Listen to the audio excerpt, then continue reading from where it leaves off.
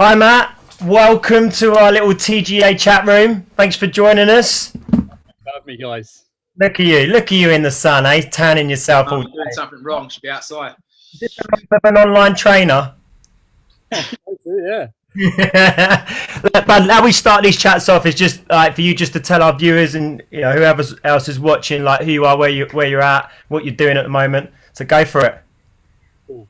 So yeah, I'm a personal trainer. I've been doing sort of personal training over the past sort of 2.5, 3 years. Previous to that, I was in the army for a number of years, best part of a decade, a little bit more. So yeah, lots of experience in fitness, not so much health until recent sort of times. And sort of now really I've transitioned fully over to being an online trainer. I think COVID's kind of pushed me in that direction, but for the better, I think. So was you PTing already, like one-to-ones, yeah? Yeah, so one-to-one, I spent about 1.5 years in a gym that's local to me, recently actually. But Okay. since it all happened, like completely converted over. So, like the title we were talking about was the difference between a normal PT, like a face-to-face PT, and an online sort of trainer. I mean, yeah, what is the difference in your eyes? Me and Joel obviously we're new to the online stuff, doing 20 years of PTing, face to face, and obviously through the COVID situation, we've obviously converted into more online stuff. So what do you reckon the difference between the two is? So, to be honest, I think it depends on the person, really, the trainer, and where they kind of want to go with it. For me, I really enjoy the coaching aspect of it. And being that one-to-one PT, I always felt like I wasn't giving enough. And that's not because of me. That was just because of the restraints you have in the gym environment. You may be doing one-to-one or you may be doing group sessions, but you're limited to those people at that moment in time. And you may have tens of other clients that you've trained that day or got booked in for the rest of the week. But when you're in the moment, you can only deal with the people in front of you, which means you're only dealing with the training aspect, and trying to talk to people about nutrition and other lifestyle factors in their rest period. It just doesn't happen. They're not listening. And even though they're like, yeah, I get what you're saying, like they don't take it fully on. So I found myself just counting reps, watching form, which is all good and well, and it helps people. But what I kind of realized was there's so much more to this. And like I can deliver such a better service. And even sort of towards my end of the time in the gym, the hour session I'll book with people, I'd spend a lot of that time in the office, and they'd be like, should we get outside? Should we go and train? I'd be like, no, because that's not the issue. The issue isn't your form, it isn't the exercise. An hour, like we can get an effective workout in a couple of minutes. Let's talk nutrition, let's talk lifestyle, let's look at the bigger picture, let's look at what actually counts. Because when you leave here, there's two things that are going to happen. You're going to take on board everything I say, or you're going to be licking your wounds off the back of this hour-long session that you're going to get beasted in. So I felt like my time was definitely put better into the coaching aspect. And I was already gearing it up a few months ago, even before COVID was happening. I was starting to transition people there. Even people I was taking on in the gym, I was like, look, this isn't what we're kind of doing. I'm going to put you onto my online system. So I was actually recruiting people from the gym that I worked at and converting them on. So I was setting up that base. And then as soon as COVID happened, I was like, well, this is it. Like, this is the time to break clean and do this. And kind of where I'm at now is I have like a number of clients, but I'm with them 7 days a week. So rather than them having 1, 2, 3 sessions a week where we're looking at exercise and we're looking at form and they're not really interested in anything else and wondering why they're not getting the results they want, we're actually sitting down in a group environment. I'm doing one-to-one coaching with them. I don't feel like I'm wasting any of my time. They're not having any of their time wasted. We're only focusing on the things that are important. And take, for instance, a number of guys this week that I've been back to work this week. I've had such a shit week. Like, I haven't done this, I haven't done that. But it's still trying to break that mentality of if they skip a training session, they think they've ruined it all, but it's not the case. So they get a hell of a lot more of me, which they didn't in the gym because they just purely didn't have the time. When you're standing there like for 10 hours a day, like you're only focused on one person at a time. And when you get home, so yeah, there's a lot more to online training, but I think it completely depends on the trainer and how he wants to do it. And I work with a number of other online trainers. Some of them are still doing kind of the one-to-one on the screens and that as if they were in the gym, and that's cool. That's what they enjoy. Some people are going back into the park environments and doing coaching on the outside of that. Other people do entirely what I'm doing, fully online coaching. The way I kind of do that is I have a big platform where I do the programming, I set the nutrition, we set goals, we work on mindset. So it's all very interactive through the online sort of virtual world. Yeah, no, you're definitely right. Like after you spend an hour with a client, you could definitely spend another half an hour, 45 minutes with them talking about nutrition, about how hydrated they are, what's their quality of sleep like. You're going through all the same protocol, and you're right. You definitely can't do that within a training session. So how do you convince? How would I convince my customers to then go from or how do I convince them to go from seeing me one-to-one to then an online service? Or do you think that it's a completely different type of client? I think it's a bit of everything, and it solely depends on the individual. And from what I see, and no disrespect to anyone that kind of does train in the gym, like in terms of a client, but they are not fully committed from what I see, like in some way, because they will go, I want a personal trainer, but I only want to do an hour a week with you. And then they won't be willing to pay an additional amount for a program on top of that if you want to do that for them. And then they expect you to do nutrition, this, that, the other. So they want maximal effect for minimal amount of stuff, and they don't realize that we're pulled in all different directions. So it's their level of investment, I think. But the hardest thing I found, even with clients that I trained in the gym, trying to get them to experience the online sort of world is hard. And it doesn't come down to trust between you and the trainer. I think it's a little bit of the unknown. And I think this is great, this call, so people can physically understand that you're getting so much more from your trainer when you do it in a virtual sense, because they can train you in a group environment. They've got more time because they're not having to travel from A to B. Like, you can not just look at the training, you can look at the nutritional side, you can look at the lifestyle, you can look at the sleep in greater depth. And not only that, they can learn from other people in that community. One of my Facebook groups is reasonably new, only a couple of months old. People are like, I know, like Joel's group as well, people are giving advice to one another, and people are like helping each other and encouraging people. You don't get that in the gym because people swap and change. They might say hello and they might know each other from local. But it's 10 times better. And I mean, it's definitely this time, this sort of like COVID time, you're definitely right. A lot of my customers that have gone onto the online service, they would have never done it unless we were in this situation that we're in. I don't know how you feel, Joel, but that, a lot of my customers were bothered. A lot of people didn't think it was going to work. You know what I mean? They're like, I'll give it a go, but it's actually working quite well. What's interesting, Matt, is you say they get a lot more of your time. So are you interactive, say, like every day? You like the biggest thing with people with nutrition, you explain to them that 80% of it happens in the kitchen. It's just like, it's what you put into your body. And they think 1 hour a week, or they try to out-train a bad diet, is what everyone says. So if you're there as a virtual sense going, what have you eaten today? Let's go through your diet. Is that what you're doing at the moment in terms of more time, or? So just to give you a bit of a structure of my sort of day, my morning routine is my morning routine. I'm a big fan of, like, if I set the conditions for myself and I put my head and body in the right place to start the day, then that will set me up nicely for the rest of the day. And I encourage this to all my clients. All right. So it's like when we get up in the morning, it's like tumbleweed. Everyone's doing their morning routine. Everyone's setting themselves up for the day. Everyone's easing into the day. And then it will come to about sort of 10 a.m. Social media will start picking up. We'll start interacting. I'll speak to people through my online platform, one-to-one messages, seeing how they're doing. A couple of times a week, we will do group coaching in the morning. So there'll be multiple people jump on a Zoom call similar to this. Training. Is that a training session? Yeah, no, just literally coaching. So we won't be doing anything like that.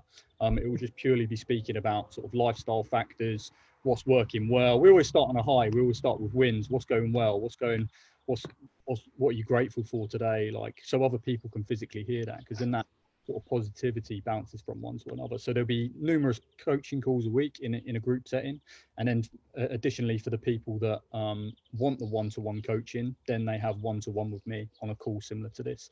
In terms of the training, all of that is on my online training system. So they log in via desktop or via their phone, the Primal Fitness app, and then they've got their workouts on there. So basically I set the workouts. It's a video exercise demonstration of me doing the workouts. I set the duration, rep range, amount of sets, whatever they kind of need, completely customized towards the individual. And all they do is, right, log in, here's my calendar, here's my goals for today, which we would have set together, click on the workout, start the workout, do the workout. They can either follow the video or follow the exercise, and then they all track it. And anytime they do that, like as I'm stood here, people are like working out and doing things and getting notifications on my phone. So it's very interactive.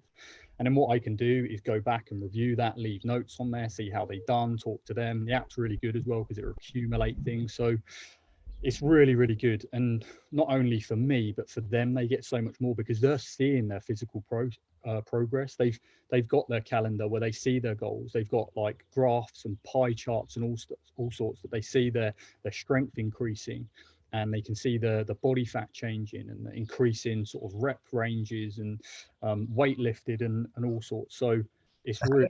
How are you assessing the clients in relation to body fat, lean mass? You know, are you doing a weight? Do they weigh themselves? Do they do circumference measurements? How do they do that remotely?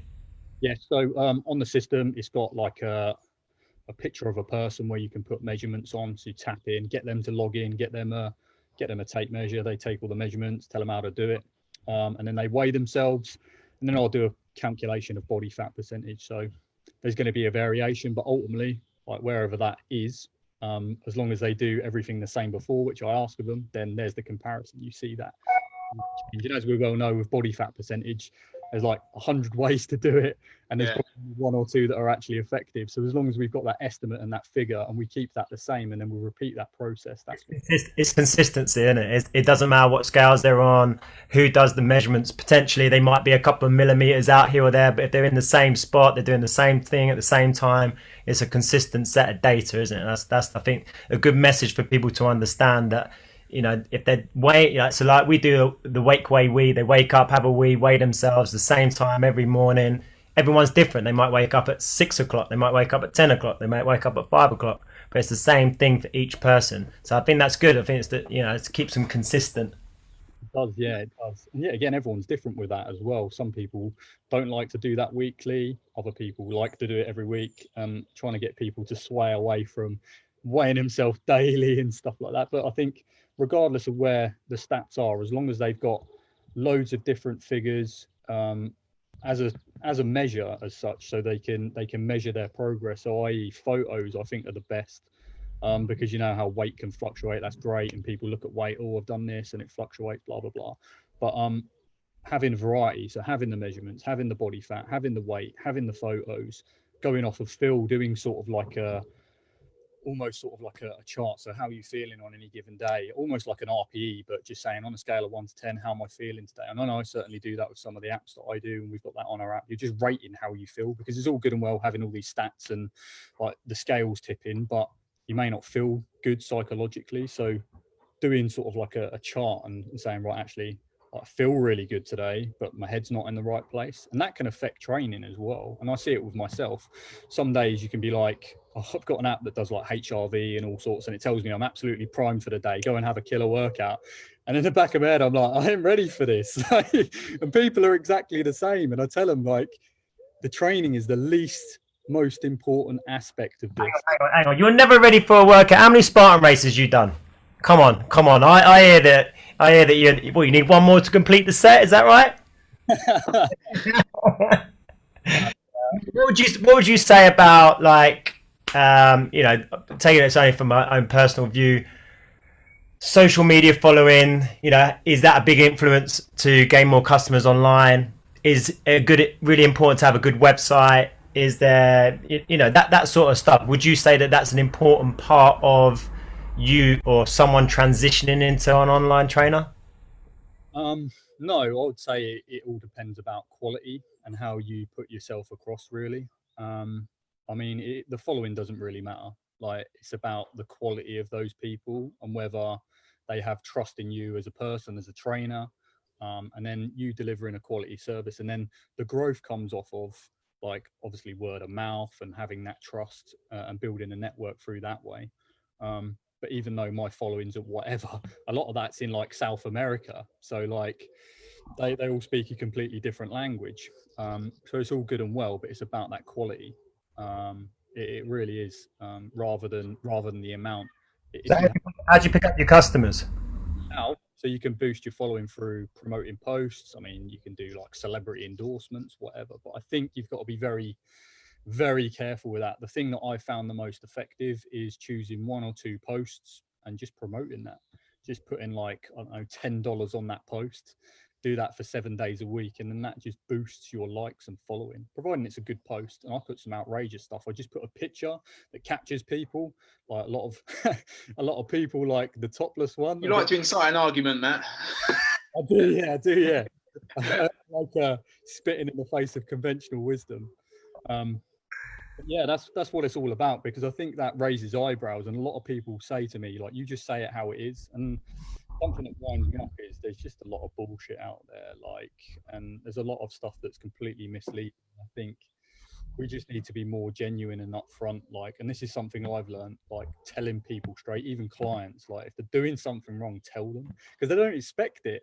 It's like the parent, like, I expect a bollocking from that, but then like they don't as such expect it from someone else. Like, but I think a lot of people have respect, and I'm not saying I bollock my clients because I don't at all. But on social media, I come across as very forward. But I think that's purely because I want people to wake up. I want people to come to the realization that, like, what we are led to believe about the current sort of systems in the gym and conventional wisdom and the conventional approach, for me, I think the biggest thing we can take away from online training is, like, actually a PT can practice what they preach. You know, we're all about sleep, and you know the average PT gets up at 5:30, they start at 6:30, and we don't finish till 9:30.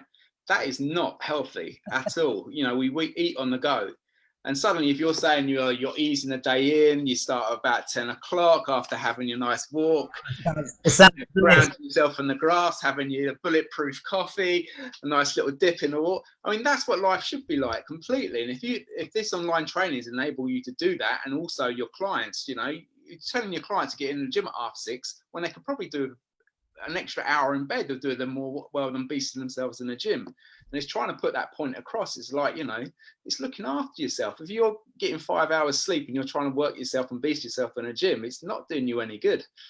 Yeah. But this time's going to change, though, isn't it? When people do actually go back to work, like, this is a funny situation. You know, you've got clients that they're at home and they can train during the day, or, you know, there are going to be a number of my clients that have to get up at 5 o'clock to go back into the city. You know, so it's almost like self-flagellation with some people. They know that they had a bad diet. They just go in the gym and they want to beast themselves and feel bad about their. But it is. You're right. It's all about the education, and it's not all about, you know, the workout you do once a week. It's not going to do anything really. Where if you can get your client every day and say, look, change your diet, and then just change their mindset, it's brilliant. That's what it's all about. It's about the bigger picture, and yeah, like, at some point everyone is going to go back to work, and people are going to be pushed to the extremes of the day, whether they need to train really early in the morning, then they need to get changed and go to work, and then they've got a stressful day. And then you've got the other people that get up early, travel to work, have a stressful day, and then think it's appropriate and actually beneficial for their health to go do an hour soul-crushing workout when they've already had a stressful day, and then they've left no time for nutrition, minimal time for sleep, and then they've hit the reset button. And granted, there are people that are going to be like that, and I train people like that. They're extremely busy, so it's about fitting that into their day-to-day routine. Totally. I mean, some people are really good in the morning, some people are really good at night, you know. But what we've learned through this time off is getting up when the sun comes up, going down when it's up. You can actually get into that, and you feel so much better. I think what you were saying about just you know, practicing what you're preaching, it's definitely something that I've learned over these last 10 to 12 weeks of being in lockdown. Exactly what you're saying, Joel. Like, getting up at a certain time, a time that I feel I definitely like the mornings. I like getting up early. You know, I don't like working too late. You know, so me finishing at 7 o'clock at night instead of 10 o'clock at night, wow, I feel like I've got a life back. Do you know what I mean? So it's definitely something for me personally. You know, being able to spend time with my wife and my kid, and it's definitely a very important uh, process that I've gone through. And I think the change in I've missed training people on a one-to-one. Like I just something that I've done for 20 years. I don't want to say it's my default in relation to business, but I do enjoy that level of banter and that level of connection. But I also really like this whole social online system as well. So I think that for me going forward, it's definitely something that I can build and make sure that I can integrate this into a better income, really. And that's fundamentally why we're doing it. I know we enjoy the job, but fundamentally, you want a better income without doing as much work in a sense. And I think you're right, having more time. The clients that I have seen on a portal side, I definitely felt like I've been able to give more to them. Even though when I was in the gym, I did feel like I was giving more, but this is definitely you giving more process. So that, yeah, mate, I completely understand what you're saying. I mean, what about you, Jolly? Do you feel like you just look proper chilled, bud? I'm quite happy now. Yeah. I'm not stressed. It's awesome. Yeah. But yeah, I mean, I'm totally. You suddenly realise that getting up in these hours, especially as my age, I'm a bit older than you two now. You just can't sustain it.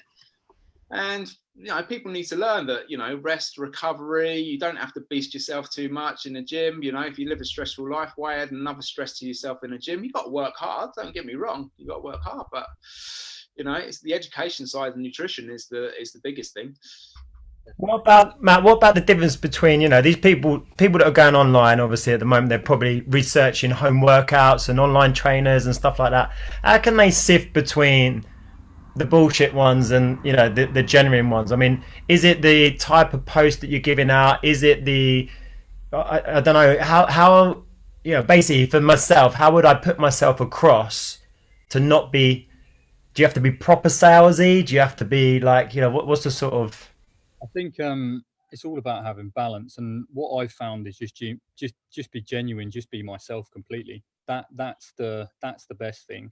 And sometimes I'm like having a bit of banter with people. Like today on the social media, I had a complete rant, like just that generally people just like wake up like you're making excuses. Like what was it today? Like people when they're in the gym environment, they're always asking for more time. I wish I had more time to put in the training. And now it's like completely turned on its head. They've got all this time, but they're still not training. yeah. They've got no money to put into it to invest into that. So it's like you've had money, but then you didn't have time, and now you've got loads of time, but you've got little money. But how will you invest in that? How will you turning that on its head? And that's what it's about. It's about investing into yourself. And in terms of sifting through sort of trainer to trainer, I think it's approach that trainer, have a conversation with them, like the amount of messages I have on a day-to-day basis, like I can't even reply to half of them at the moment. It's a joke, but like building rapport with those people is really, really important because the majority of my business is on Instagram, a little bit on Facebook, and a lot of people don't think you're real. So that's why, like, I do loads on my Instagram story, show my face and that. So actually, like, this is actually a real person. You love showing your abs, don't you, Matt? You love showing your abs, eh? So you got to show them out, and you.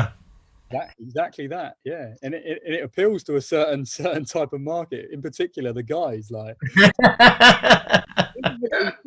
this is what we think. It appeals to all the ladies, but it doesn't. It's the guys that respect. You're a big gay icon, Matt.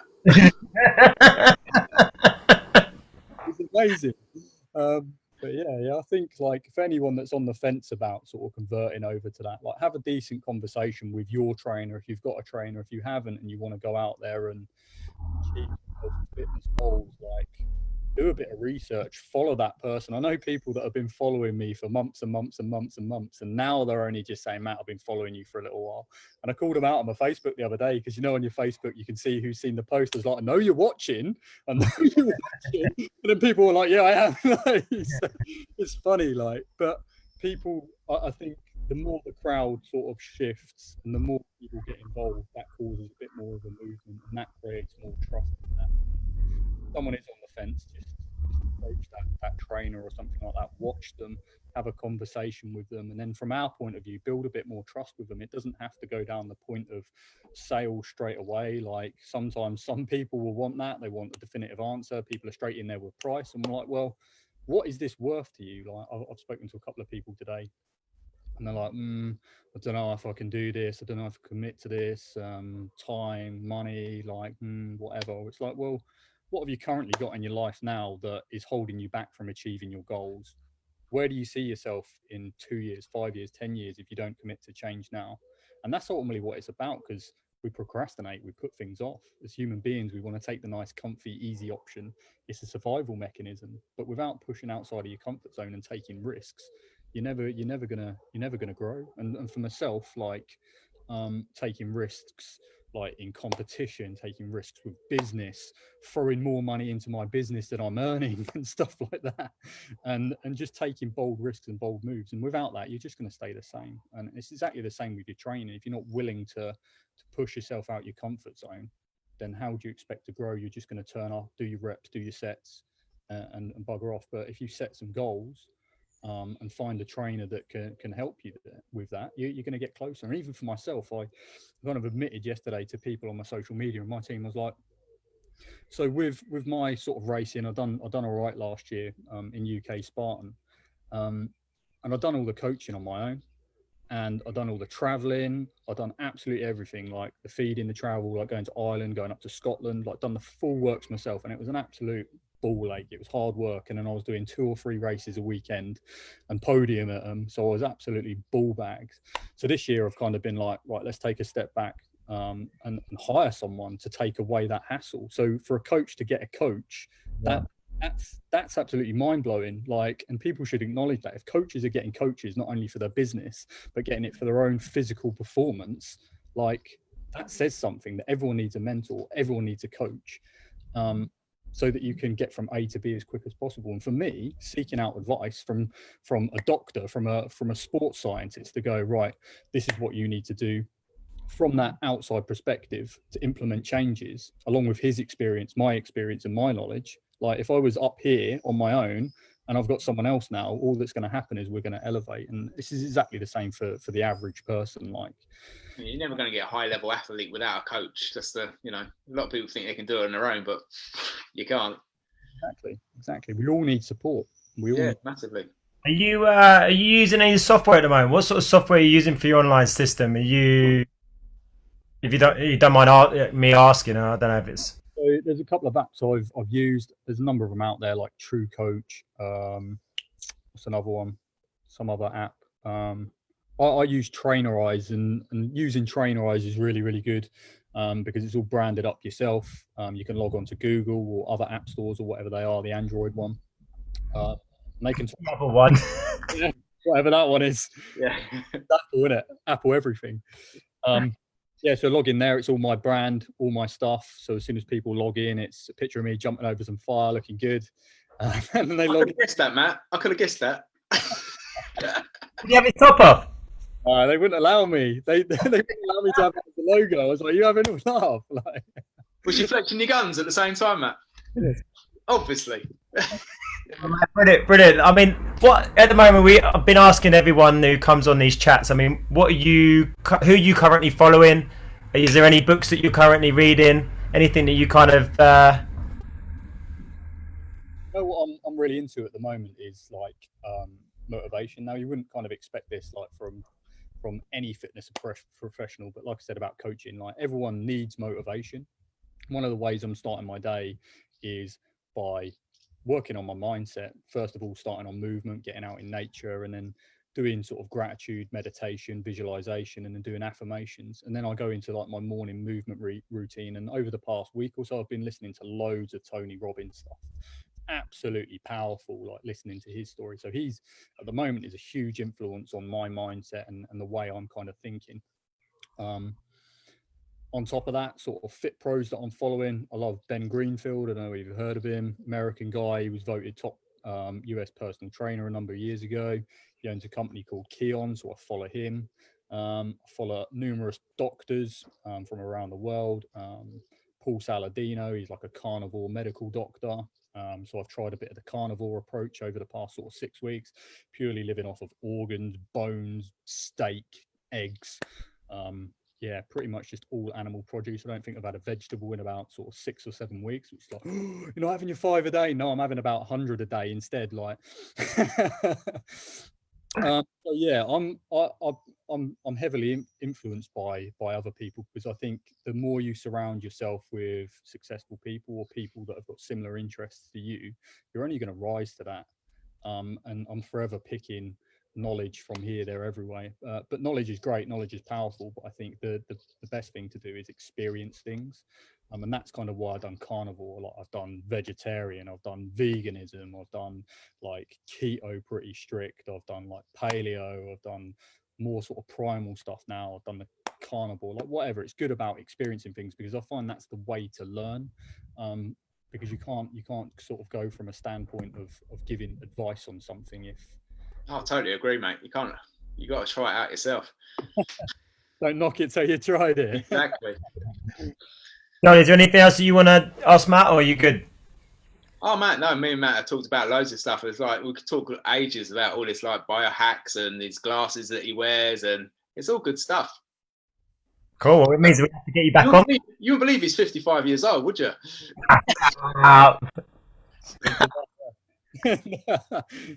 That'd be great. Where can everyone sort of find you online, social media? Just give a little shout out to your brand and stuff. Cool. So my brand is Primal Fitness. I am predominantly just on Instagram. I'm on Facebook, so you can find me at PF Matt Roberts, and that's where I'm at. I mean, follow my stories, follow my posts. You've got loads of free education there. You can see me ranting about all sorts of stuff. You can give me you hear me about giving the lowdown on the real thing, the way the fitness industry is. A lot of the time, I'm kind of debunking things, and there's me sort of biohacking and just basically taking myself, my clients back to the roots, back to our ancestral roots, and living the primal way is where we're at. So yeah, optimizing health and changing life through sort of primal living. Matt, I really appreciate your time, buddy. Thank you very much for coming on our little chat room. I do appreciate it, and we'll definitely do this again. Come on, guys. Cheers. See you, buddy. Bye now.